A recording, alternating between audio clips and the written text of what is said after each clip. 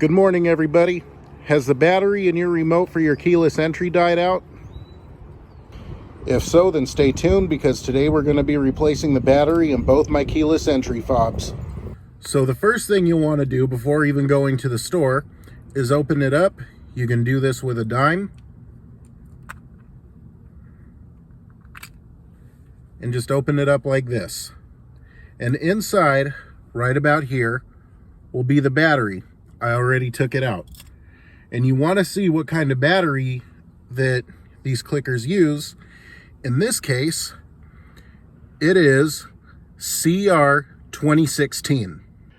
And then the battery, you just push it in with your thumb, and out it comes.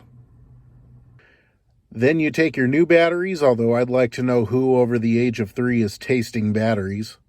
Bitter taste. Yeah, you think? Not gonna lie, I'm gonna be a little mad when I gotta show ID to buy laundry soap and batteries, but I mean, that's another story. Then just pop your new batteries in. Put the covers back on and call this job done. And now, even though we just heard it,